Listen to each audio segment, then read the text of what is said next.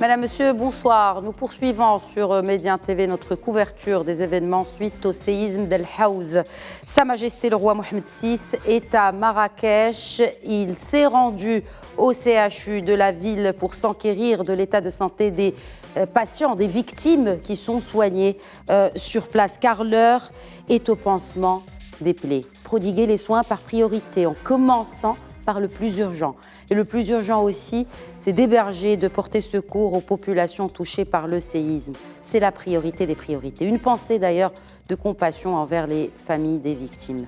L'occasion aussi pour nous de nous incliner devant le travail extraordinaire et titanesque de toutes les parties prenantes, à savoir les différentes équipes d'intervention de différents corps, tout comme les volontaires, les bénévoles et toutes les personnes sur le terrain qui prêtent main forte à une population meurtrie dans sa chair et complètement démunie. Sur le terrain justement, et sur ordre de Sa Majesté le roi Mohamed VI, vendredi soir, soit juste après ce tremblement de terre, les forces armées royales ont commencé à déployer tous les moyens humains comme logistique, aérien et terrestre pour intervenir sur un terrain des plus compliqués au vu de la topographie des zones sinistrées. Et comme on peut le voir sur ces images, 2 hôpitaux militaires médicaux, chirurgicaux de campagne ont été déployés à Taroudante et à Sni. Ils reçoivent les blessés acheminés pour certains par hélicoptère. Sur le volet des aides aux populations, la Fondation Mohamed V pour la solidarité a mobilisé l'ensemble de ses moyens pour répondre aux urgences. Nous ferons le point avec la représentante de la Fondation dans cette émission. Et notez d'ailleurs que désormais toute aide pour les sinistrés sera récoltée via la Fondation Mohamed V, et ce, afin de centraliser, cibler et acheminer les dons au profit des victimes de ce séisme qui, rappelons-le, est le plus puissant jamais enregistré dans l'histoire du royaume. Et la mobilisation nationale est tout aussi inédite et historique. Pour le débat de ce soir, j'accueille d'abord sur le plateau de questions d'actu l'expert en gestion de crise, le colonel Hassan Saoud. Merci, colonel Saoud, de répondre à notre invitation une nouvelle fois. Merci également pour cette invitation. Nous avons également avec nous, et pour commenter la création de ce fonds spécial pour la récolte de dons, mais aussi le régime marocain de couverture des conséquences d'événements catastrophiques créés en 2020. Nous avons avec nous le professeur en finances publiques à la faculté des sciences juridiques, économiques et sociales, Mohamed V de Rabat, professeur Hassan Larafi. Bonsoir, professeur Larafi. Bonsoir à vous, merci. Et se joindra à nous par téléphone un peu plus tard dans l'émission Souad Boulouise, chef de projet à la Fondation Mohamed V pour la solidarité. Mais avant de commencer, faisons le point avec notre envoyé spécial sur place, Ilham Berrada, qui se trouve au village d'Azro à Tahnaout. Bonjour Ilham Berrada, que pouvez-vous nous dire sur la situation aujourd'hui ? Bonjour Khadija, franchement je suis émue d'être là dans ce village et de voir un peu ce qui se passe dans la rue. Cette solidarité c'est vraiment exceptionnelle et je suis encore touchée par ce que vous dites parce que c'est des moments très difficiles. Mais ce que je peux dire en tous les cas, moi qui suis là depuis ce matin, la vie a repris peut-être à Marrakech, il y a de la résilience, les gens... Voilà, ils continuent leur travail, ils continuent le bout de chemin de vie, ils sont là, ils sourient, ils nous parlent, ils accueillent les gens, ils accueillent les touristes. J'étais sur plage Jamal Fna, les gens étaient là pour accueillir, les gens étaient attablés et tout le monde est franchement dans cette résilience qui est exceptionnelle aux Marocains. Le temps, certes, comme vous l'avez si bien dit, le temps est pour penser les douleurs, mais quand on se rapproche justement de ces villages, quand on circule dans la ville, on voit ces gens sous des tentes, qui souffrent, les enfants certes ils rient, mais on voit quand même de la douleur dans les yeux des gens, c'est quand même assez exceptionnel. Mais on a eu aussi l'occasion de voir, comme vous l'avez très bien dit, cette solidarité exceptionnelle dont ont fait preuve les Marocains.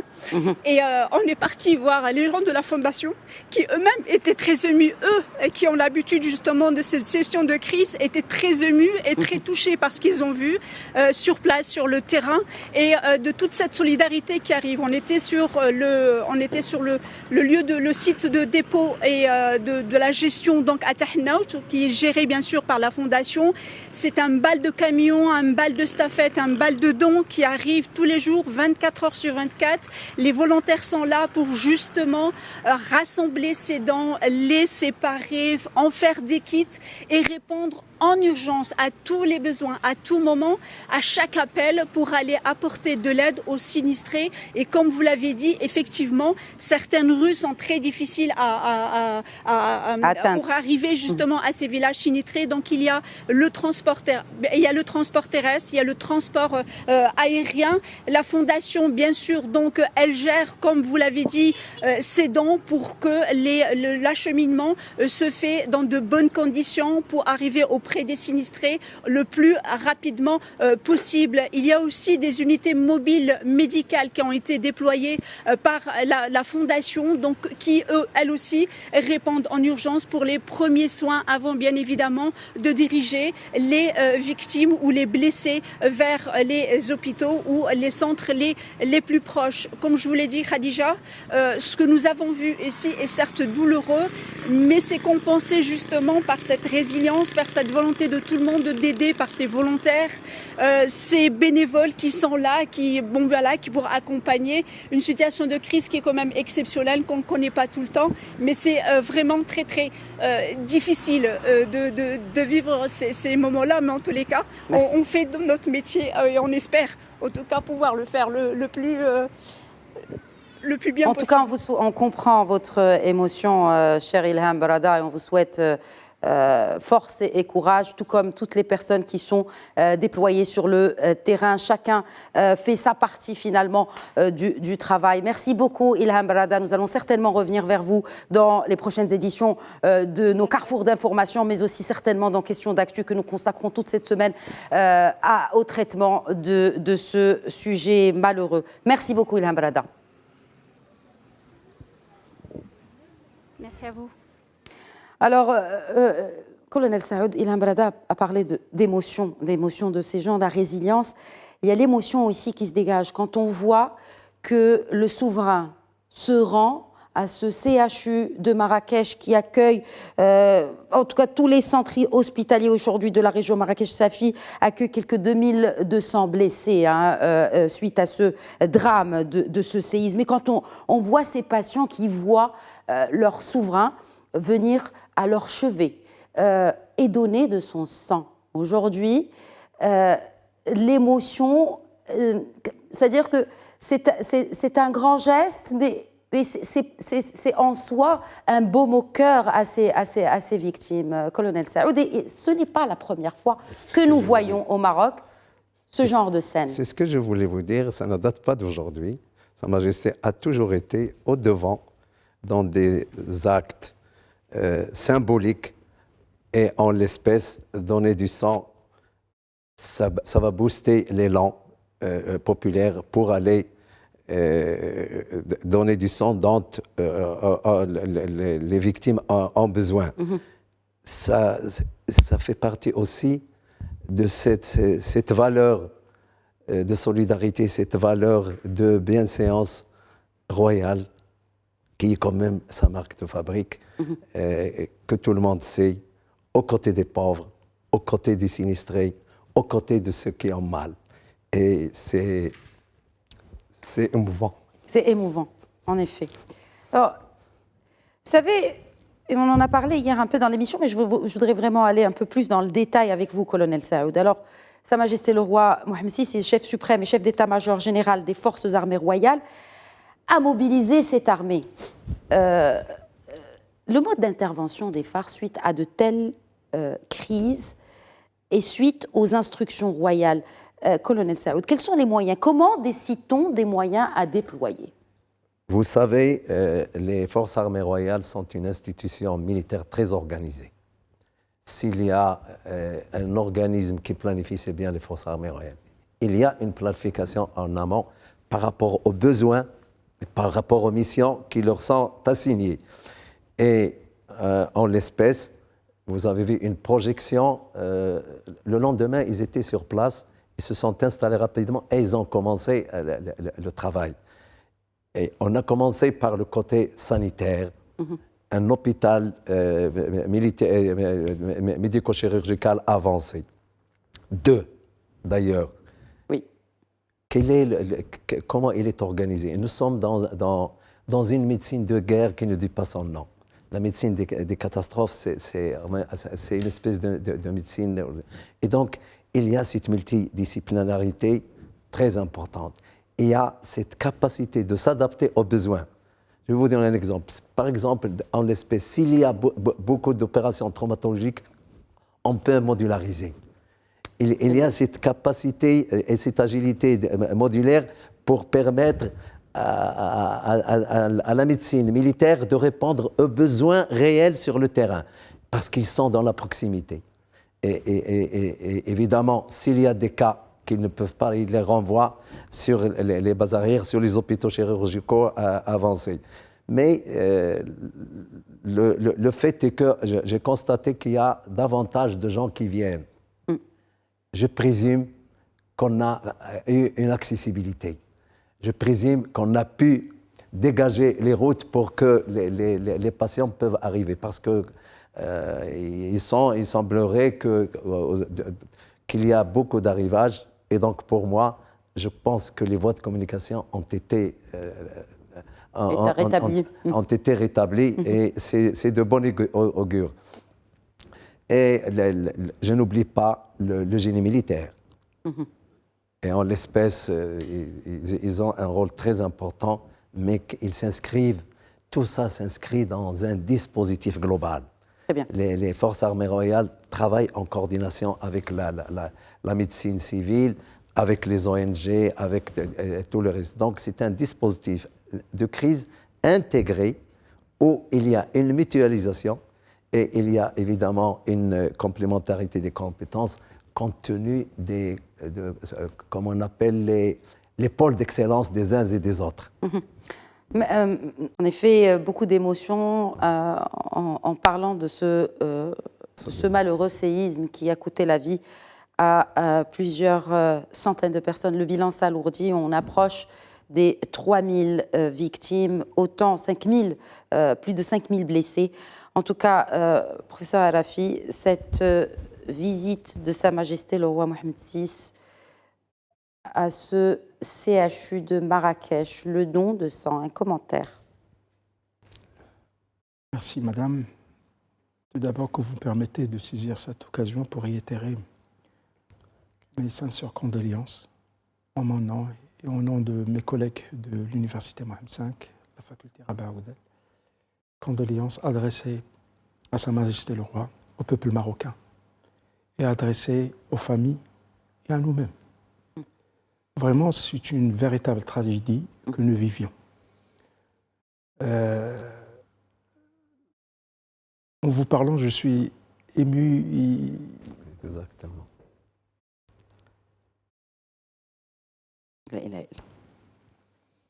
Mais ce qui pourrait réjouir le cœur, c'est que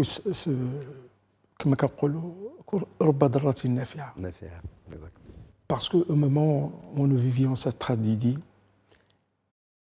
il y a ce qu'on appelle des contingences. Il y a des choses qui sont fabuleuses et qui témoignent que vaut le Maroc et les Marocains, avec cet esprit de solidarité.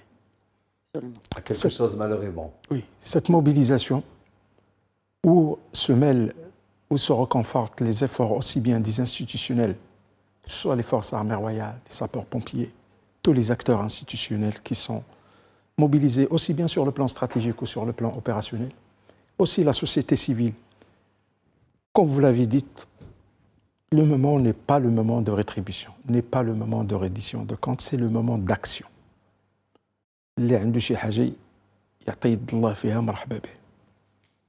Donc, c'est ce moment-là, effectivement, tout un chacun, il peut contribuer avec son potentiel, avec ses possibilités, réflexives, matérielles, financières, etc. Sa Majesté, c'est sa tradition, depuis toujours, et même on peut se rappeler de son discours au lendemain du séisme de l'Husayma en 2004, qui était 24 février 2004. C'est le chef de l'État, il est en train d'incarner l'article 21 de la Constitution, que la sécurité des personnes, c'est quelque chose de sacré. La survie du vie, c'est quelque chose de sacré. Bien entendu, c'est le chef de l'État. Et donc, sa présence sur le terrain, avec toutes les conditions, Allah Yishafeh, ça symbolise que les Marocains, c'est un bon mélange entre le chef d'État, un gouvernement, une opposition. Et donc c'est un moment d'unanimité. C'est un moment où il faut fédérer les efforts. Et je pense qu'aujourd'hui, ce qu'il faut mettre l'accent là-dessus, ce sont les plus d'actions d'urgence. Aujourd'hui, je pense que Sa Majesté déjà a insufflé des instructions lors de sa première réunion, juste après. D'ailleurs, on a commencé justement par les hautes instructions du souverain à l'armée, donc le déploiement de l'armée, et c'était le soir du séisme, du tremblement de terre, rappelons-le, et le lendemain, cette réunion où beaucoup de choses ont été décidées, professeur Arafi. Je vous dis une chose, parce que dans notre littérature arabe, il y a beaucoup d'aphorismes qu'on peut le dire. Et c'est très difficile de le traduire en français. On peut le dire en arabe, de toute façon, il y a des Marocains qui nous regardent ce soir. Il disait « Inna al-azmata talidu al-himma, wa la yattasi'u fadlu al-fajr illa ba'da al-dhalami al-halik.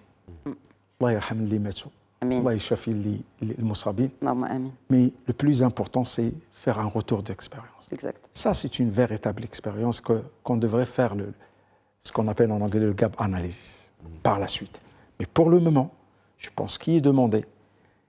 Ce que nous sommes en train de voir, nous ne sommes pas un pays riche, nous ne sommes pas un pays avancé. Nos moyens sont très limités par rapport à plusieurs pays dans le monde. Et pourtant, lorsqu'on voit cette mobilisation, tout le monde est mobilisé. Hier, j'ai beaucoup apprécié quelqu'un que j'ai vu à la télévision qui dit qu'au niveau des sapeurs-pompiers, les sapeurs ils se précipitent pour qu'ils soient mobilisés et pour qu'ils soient élus à participer à cet événement. Je pense,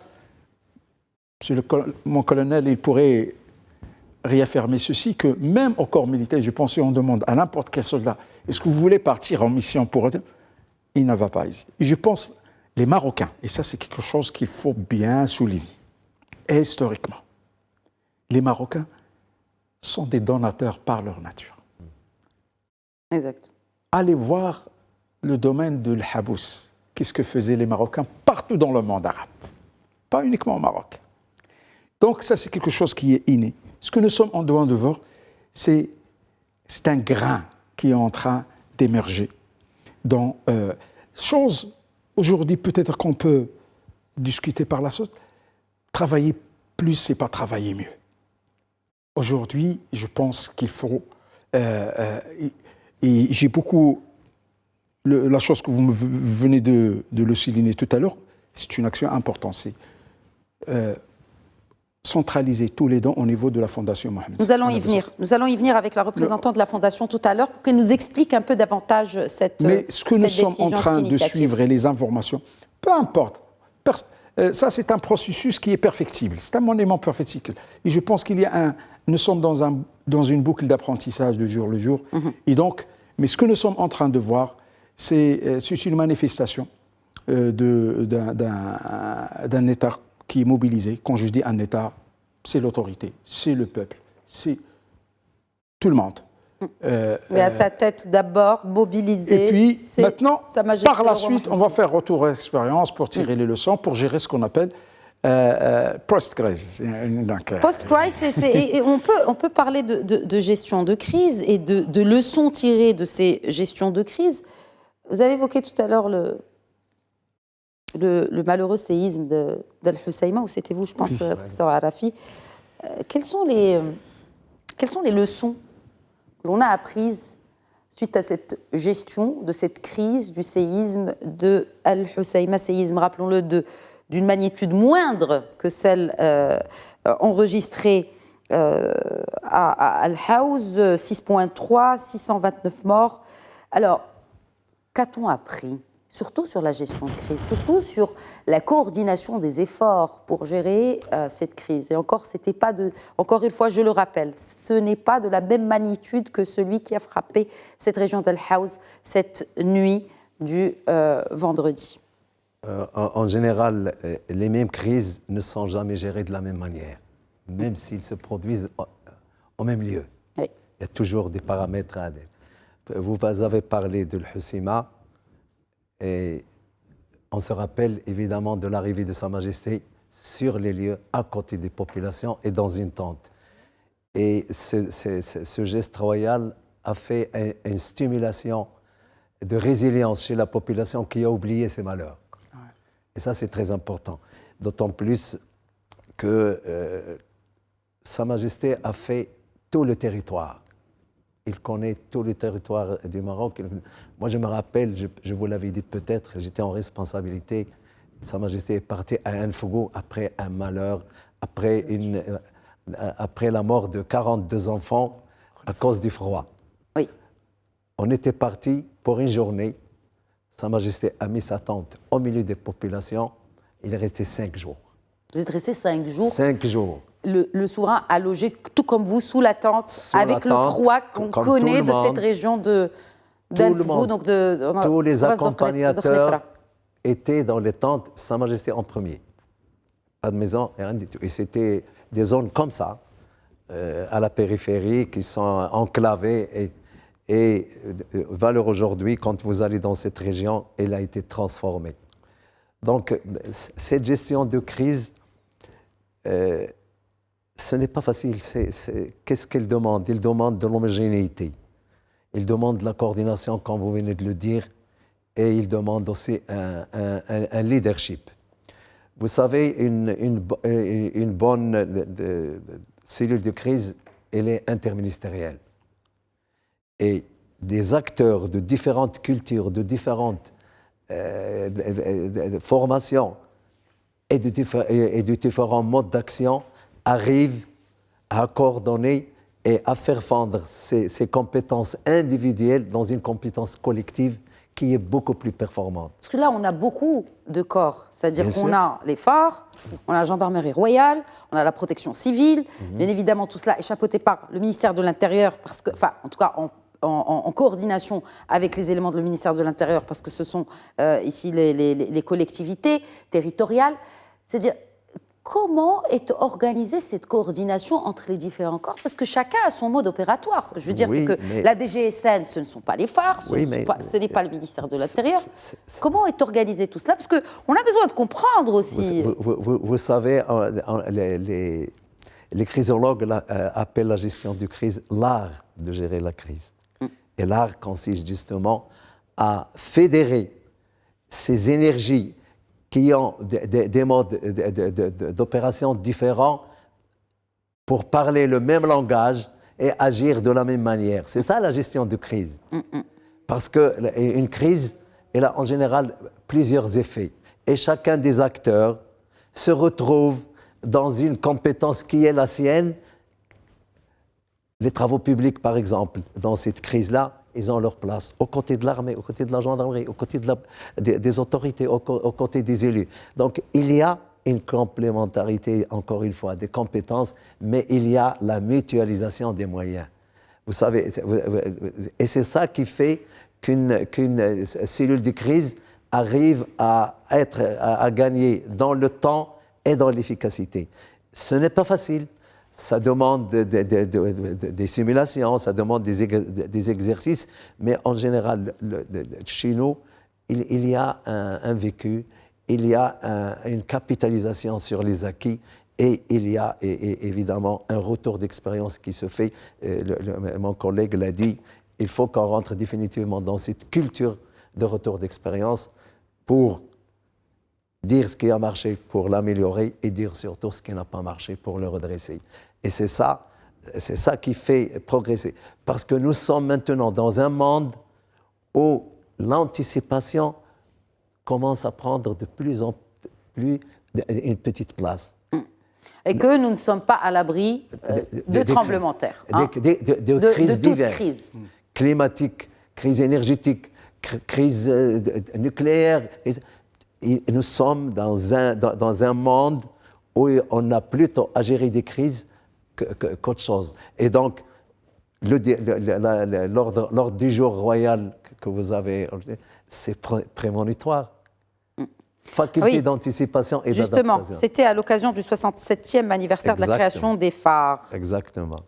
Et d'ailleurs, le chef suprême et chef d'état-major général des forces armées royales a adressé donc cet ordre du jour aux officiers.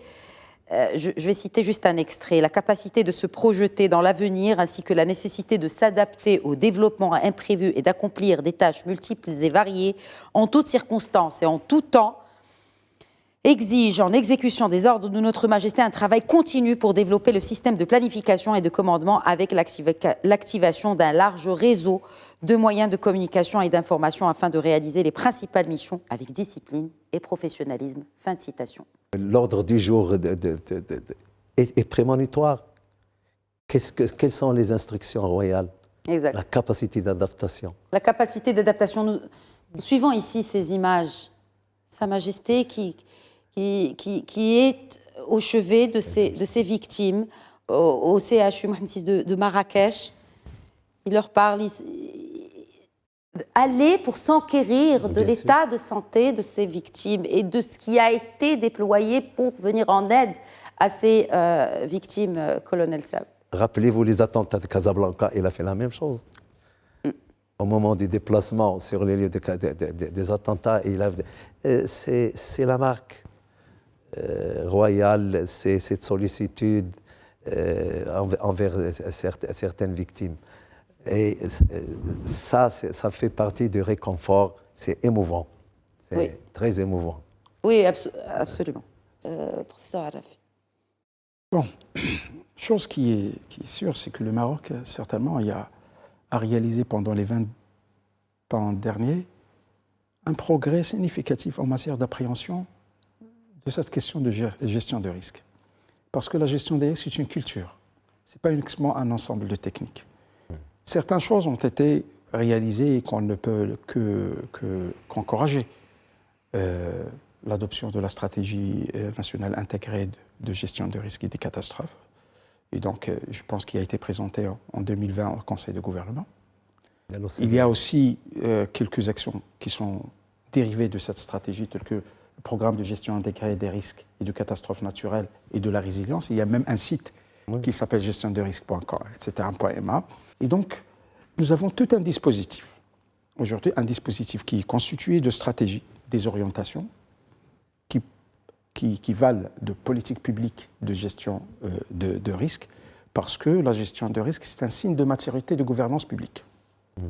Quand vous avez, comme le ISO, donc la version 2015 de ISO, il a intégré la gestion de risque comme un signe de qualité de gestion. Et il en est de même au niveau institutionnel. Lorsque un État il a une gestion de risque, c'est un sens d'anticipation et c'est un sens de proactivité. Malheureusement, on n'y est plus là. Nous sommes maintenant en pleine crise. En pleine crise. Mais vraiment, je me permets de vous interrompre juste pour qu'on regarde ces images et qu'on voit l'émotion de ces patients qui ont tout perdu, qui peut-être ont perdu un membre de leur famille. On voit cette empathie aussi du souverain envers ces victimes et qui parle là, on le voit parler à la maman de ce jeune visiblement atteint par des blessures. Et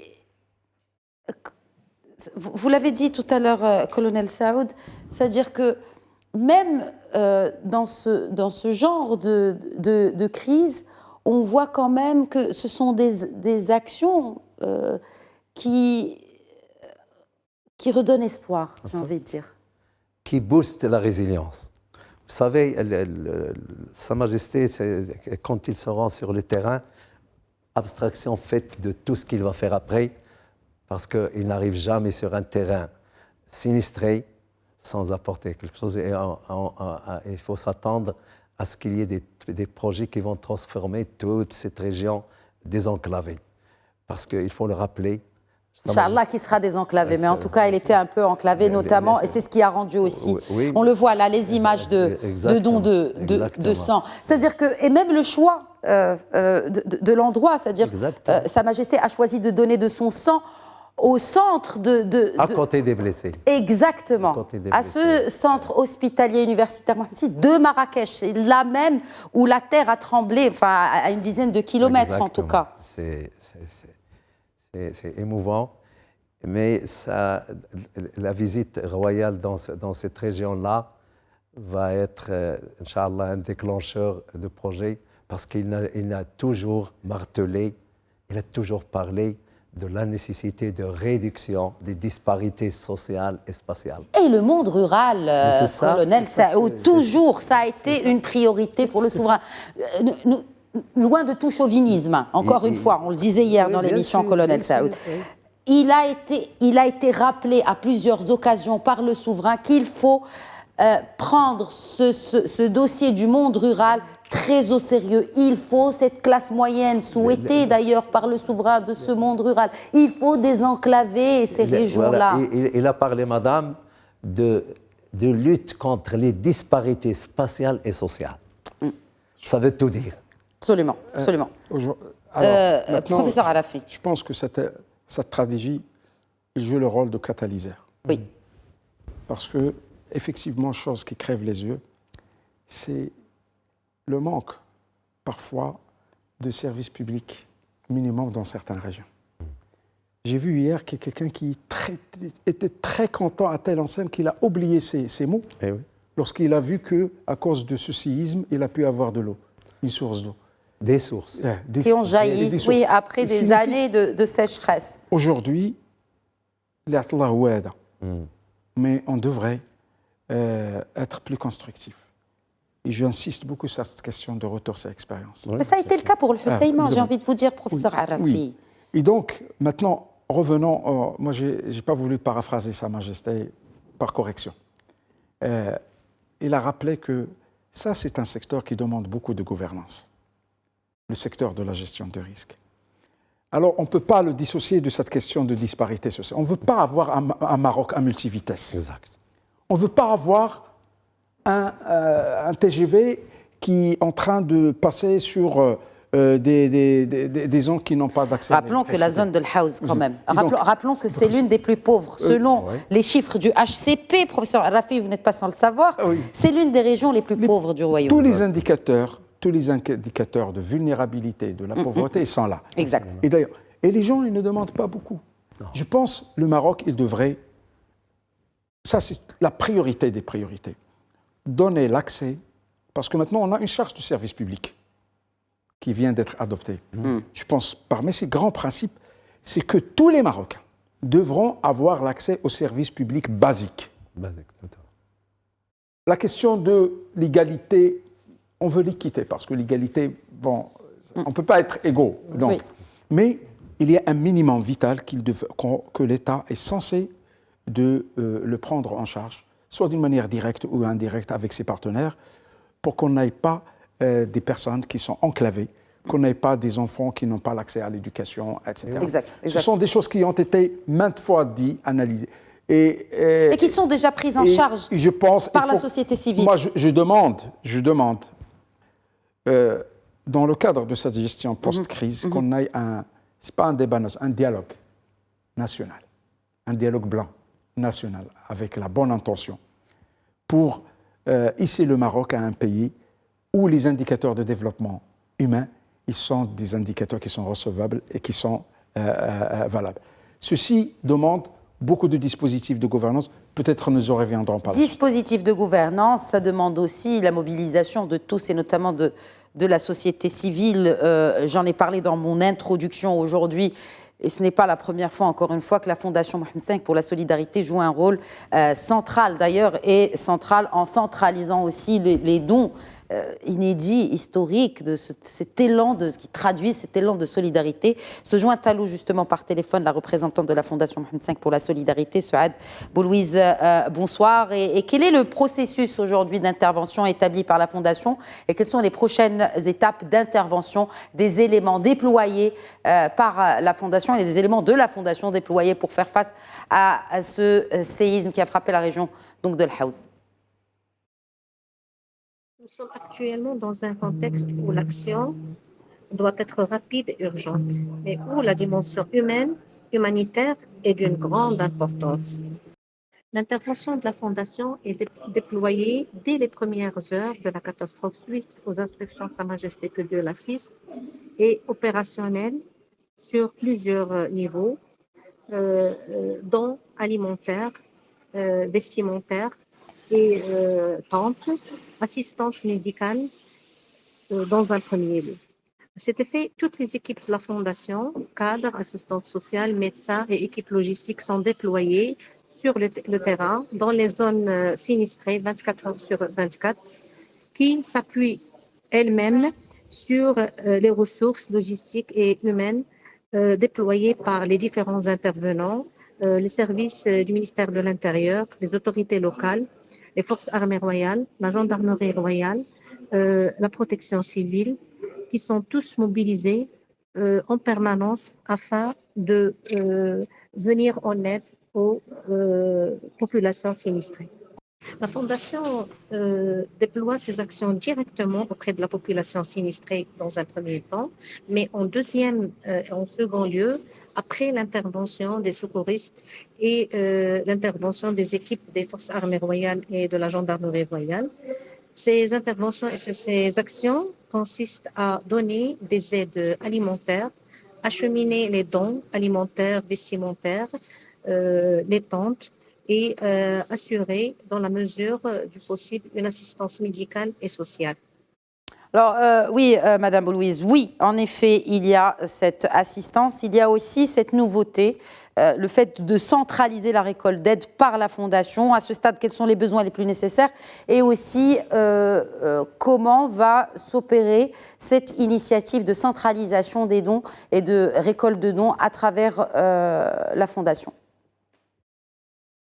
Au niveau de la gestion des dons, la Fondation était consciente de l'importance de la bonne organisation de la collecte et de la distribution des dons. À cet effet, des entrepôts ont été aménagés au niveau de Marrakech et Taroudant afin de collecter les dons, faire le tri et préparer les kits qui vont être acheminés et qui sont acheminés 24 heures sur 24 vers les zones sinistrées où les équipes de la Fondation, en collaboration avec les différents intervenants, procèdent à la distribution directe de ces dons, soit par voie terrestre, soit par voie aérienne, pour les zones, quelques zones qui sont toujours enclavées. Merci beaucoup, merci Souad Boulouise, merci d'avoir été avec nous. Je sais que vous êtes très très occupés, nous allons vous libérer, mais nous continuons le débat avec vous messieurs. Alors oui, il y a eu donc cette organisation au sein même de la Fondation. Juste un petit rappel que pour les dépôts qui ont été cités à Marrakech, ils se situent au niveau de la zone industrielle Sidi Ghanem et à Taroudant au niveau du siège de la province de Taroudant. Donc ce sont ces structures qui ont été mises en place pour récolter les dons à travers les différentes associations ou personnes physiques qui voudraient aider ces populations. Encore une fois, il faut mettre l'accent sur des moyens qui peuvent aider aussi à subsister, pas simplement de la nourriture, mais aussi des matelas, des couvertures, il va commencer à faire froid, et aussi des tentes, tout ce que vous pouvez donner. Il y a aussi ce fonds qui a été créé grâce à l'initiative royale, ce fonds qui a été d'ailleurs activé depuis hier, professeur Rafi. On peut faire des dons donc en argent à travers ces... D'ailleurs, nous avons ici projeté les coordonnées bancaires du compte spécial créé auprès du Trésor et de Banque El Maghreb, de la Trésorerie générale du Royaume, pour les résidents au Maroc, mais aussi pour les personnes résidentes à l'étranger souhaitant aider.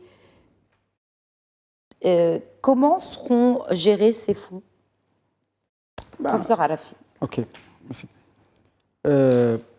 Avant de répondre à votre question, j'ai 2 suggestions dans le cadre de la co-construction de cette phase post-crise, que je profite de ce plateau de les avancer. Je pense que nous sommes devant un dispositif où il y a plusieurs intervenants.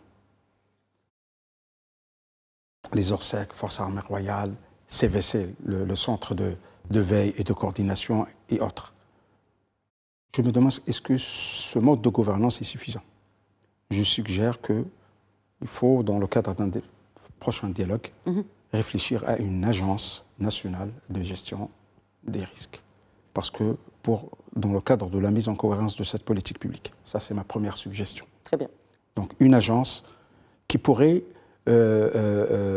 socialiser tous les efforts qui sont individualisés par les différents acteurs institutionnels et para-institutionnels. Une agence qui centralise, fédère. Oui, une agence. Et je pense qu'il y a des expériences dans le benchmarking international et qui sont des expériences que la Russie, cette agence, il a un caractère paramilitaire. En Turquie, ce genre d'agence, ils ont eu un grand rôle dans le cadre de cette gestion. Ça, c'est ma première suggestion. Ma deuxième suggestion, c'est qu'on a une loi sur le volontariat contractuel. La loi 06-18. Toute récente, d'ailleurs. Toute récente, mais il n'est pas encore mise en œuvre. Mise en œuvre, oui. Il faut organiser le volontariat au Maroc.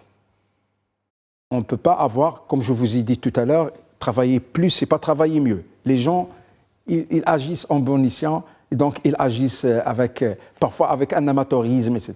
Je pense que ça, c'est une responsabilité de pilotage de l'État. Il faut créer une structure qui pilote, qu'on ait un système d'information des volontaires qui ont une formation dans le secourisme, des volontaires qui ont dans l'assistance sociale. Et je pense que ça, c'est une suggestion. Il faut profiter de cette loi, qui est une nouveauté, une grande avancée dans le cadre de ce qu'on appelle la démocratie participative du Maroc. Et ça, ce sont 2 suggestions avant de répondre à votre question. Que va financer ce fonds spécial? Alors, tout simplement, ce fonds, c'est presque la même logique d'un fonds qui existe, qui peut-être, il a la même, c'est le fonds de lutte contre les effets, le fonds qui a été adopté en 2008, la loi de finances 2009. Donc, pourquoi un code spécial? Parce que tout simplement, c'est une application de l'article 26 de la loi organique des finances qui permet au gouvernement de créer, au milieu de l'année, donc des comptes spéciaux de trésor dans lesquels on retrace un certain nombre de dépenses qui seront financées par des recettes bien divines, que ce soit des recettes en provenance de subventions de l'État, c'est-à-dire des opérations d'ordre de budget général au compte spécial, ou des contributions des citoyens. Là, il s'agit principalement de contributions citoyennes, comme d'ailleurs les établissements publics. On l'a vu hier avec l'annonce de la DGSN. Oui. Quel en est le sort du casse de fonds de lutte? Il y a déjà un compte spécial qui fonctionne. Oui. Pas un compte spécial, il n'y a pas un compte spécial. Non, elles sont les mêmes. Elles sont créées dans la même logique juridique. Moi, je me suis dit, pourquoi ne pas travailler dans le cadre de ce compte qui remonte à 2008. Bon, ça, c'est un formalisme. Voilà. C'est un formalisme. C'est pas ça ce qui est important. Le plus important, il a d'abord un effet psychologique. Il a, au-delà du juridicisme de la question, c'est pas ça ce qui est important pour le moment. Ce qui est important, c'est que ce compte spécial, son objectif, il est double. Premièrement, d'assurer les dotations budgétaires nécessaires, et donc ça va impacter le projet de loi de finances 2024. Et donc, il faut revoir toutes les priorités, il faut revoir la circulaire de chef de gouvernement dans le cadre des orientations, parce que nous sommes dans une situation de turbulence où il faut tout remettre en cause, comme c'était le cas de Covid. Donc, les priorités, elles vont changer. Faire abriter 300 000, d'après les premières statistiques qui sont là, ce n'est pas une mince affaire. Reloger, assurer la survie, l'hygiène, l'éducation. Oui. 500 écoles, 500 écoles ont été ça, c'est pas une mince affaire. Impactées. Maintenant, ce compte spécial, elles sont fermées. Ce compte spécial, certainement, sa survie, il va durer parce que ça veut dire que tout le monde va être mis à contribution pendant longtemps. Même les contributions internationales. Donc, même les aides. Oui. Donc, on met. Pourquoi on crée un compte spécial? Pourquoi on ne le met pas dans le budget général? Parce que c'est une opération qui est limitée dans le temps. Ponctuelle. Elle est ponctuelle et limitée dans le temps, et donc à travers laquelle on peut maîtriser les recettes et les dépenses. Le gouvernement aurait même pu créer ce qu'on appelle des comptes des dépenses sur dotation, au lieu d'un compte d'affectation spéciale, parce que les comptes des dépenses sur dotation, c'est-à-dire on a de l'argent, mais on ne sait pas d'abord qu'est-ce qu'on va faire avec. Exact. Le compte spécial signifie que vos projets et vos programmes sont bien définis. Mais d'après le décret, ils ont déjà défini les dépenses. Je vous cite les dépenses relatives au programme urgent de réhabilitation, de soutien, les dépenses relatives à la prise en charge des personnes en situation difficile, les dépenses relatives à la prise en charge immédiate de toute personne sans abri, les dépenses relatives à l'encouragement des acteurs économiques à la reprise immédiate des activités au niveau des zones, parce que ce sont des zones touristiques, les dépenses relatives à la constitution de réserves et de stocks. Et donc, il y aura certainement une régulation infra-annuelle de budget au titre de l'année 2023. Et bien sûr, cela va impacter toutes les hypothèses qui vont fonder le projet de loi de finances. Il y a quelque chose que je n'arrive pas à comprendre. Pourquoi on oublie les régions? D'accord. Pourquoi on oublie les régions qui ont une autonomie financière, une indépendance, une gestion qui sont... Pourquoi on ne crée pas un fonds spécial catastrophe naturelle annuel? Si il n'y a pas de catastrophe, on a la capacité. Et il faut avoir cette culture-là parce que tout se passe dans les territoires. Je souscris entièrement à votre idée, mon colonel, à tel instant que j'étais en train de réfléchir à une question que le développement des territoires, ce n'est pas un développement territorialisé. Oui, évidemment. Il ne faut pas que l'État... Alors maintenant, la question des régions, elle est importante. Oui. Les régions, ils ont des compétences propres. Et compétences partagées qui peuvent avoir un rôle très très important dans cette question. Absolument. Et c'est là que j'invite à un dialogue national pour gérer cette situation. Merci messieurs, merci. Je voudrais vraiment finir, si vous le permettez. Je voudrais terminer cette émission par ces images très émouvantes, ces images de la visite de Sa Majesté le roi Mohammed VI aujourd'hui, qui est parti s'enquérir de l'état de santé des victimes de ce séisme. Ces images très émouvantes que nous suivons donc avec vous, ce regard d'empathie du souverain envers les patients, ces patients dont on voit l'émotion aussi dans le regard, une relation humaine avant tout, avant qu'elle soit humanitaire. Et nous ne pouvons aussi que nous émouvoir devant de telles images. On a également ces images du souverain qui a donné aujourd'hui de son sang.